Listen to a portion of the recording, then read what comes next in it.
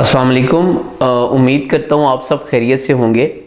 अक्सर वालिदैन मेरे पास ये कंप्लेन लेकर आते हैं कि उनके बच्चे पढ़ाई में तो अच्छे हैं, उनके मार्क्स भी अच्छे आते हैं, लेकिन उन बच्चों के अंदर एतमाद की कमी होती है।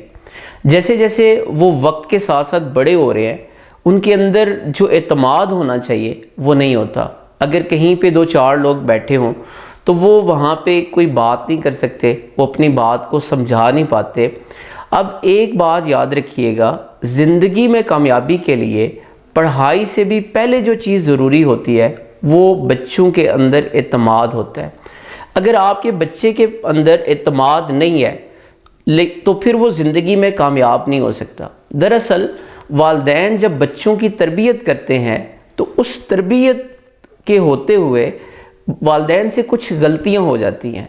उसमें से पहली जो गलती है वो है बच्चों के अंदर कंपैरिज़न। वालिदैन बच्चों का कंपैरिज़न करते हैं। अगर किसी के घर एक से ज़्यादा बच्चे हैं तो वो अपने एक बच्चे का कंपैरिज़न, एक बच्चे का मुवाजना दूसरे बच्चों के साथ करते हैं। फॉर एग्ज़ाम्पल वो कहते हैं कि आप ये देखो कि आपका जो बड़ा भाई है वो देखिए पढ़ाई में कितना अच्छा है, उसकी राइटिंग कितनी अच्छी है, वो उसको हर चीज़ को देखिए कितने अच्छे तरीके से करता है। इसी तरह वालिदैन अपने बच्चों का मवाजना पड़ोस के अंदर जो बच्चे होते हैं, इसी तरह जो फैमिली के अंदर बच्चे मौजूद होते हैं, अपना उस बच्चे का मवाजना उनके साथ करते हैं। अब जब भी याद रखें आप अपने बच्चे का मवाजना किसी दूसरे बच्चे के साथ करेंगे तो उस बच्चे के अंदर जो उसकी सेल्फ़ एस्टीम है वो डाउन हो जाती है। सेल्फ़ एस्टीम डाउन होने की वजह से उस बच्चे के अंदर जो एतमाद होता है वो ख़त्म हो जाता है। एक बात याद रखनी है, अल्लाह ताला ने हर इंसान को एक ख़ास किस्म की खूबी और एक ख़ास किस्म की सलाहियत और टैलेंट देकर इस दुनिया में भेजा है। हो सकता है आपका एक बच्चा जो किसी काम में अच्छा ना हो वो किसी दूसरे काम में अच्छा होगा, लेकिन अगर आप उसका मुवाजना किसी दूसरे के साथ करेंगे तो वो अपनी जो उसकी असल सलाहियत है वो कहीं दब जाती है। तो खुदारा अगर आप ये चाहते हैं कि आपके बच्चे के अंदर एतमाद हो तो आप अपने बच्चे का मुवाजना किसी दूसरे बच्चे के साथ या उसके बहन भाइयों के साथ ना करें। दूसरी जो गलती होती है वो होती है क्रिटिसिज्म।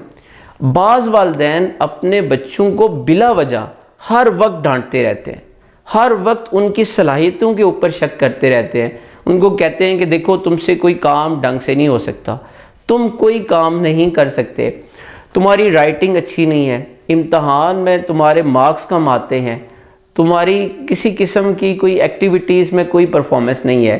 एक बात याद रखिएगा, आप जब किसी भी इंसान की सलाहियत के ऊपर जब आप शक करते हैं तो आप उससे कोई बेस्ट परफॉर्मेंस नहीं ले सकते। आप बच्चों को बिला वजह क्रिटिसिज्म ना किया करें। जो तीसरी वजह है वो है करेक्शन। बाज़ वालिदैन वो डांटते तो नहीं हैं लेकिन हर वक्त वो करेक्शन में लगे रहते हैं। फॉर एग्ज़ाम्पल उनके पास अगर कोई बच्चा कोई काम लेकर आता है, उसके काम को देखते हैं तो उसमें करेक्शन में लग जाते हैं, देखो बेटा ये काम ऐसे नहीं, ये ऐसे करना चाहिए था। अब याद रखें, कोई भी बच्चा आपके पास जब कोई काम लेकर आता है तो आप उसकी जो छोटी छोटी गलतियां होती हैं उनको इग्नोर किया करें, उनको दरगुजर किया करें। वो जो थोड़ा सा काम है उसमें बेशक थोड़ी सी गलतियां हैं, आप उस बच्चे की उस गलतियों के बावजूद उसकी हौसला अफजाई करें, आप उसको शाबाश दें।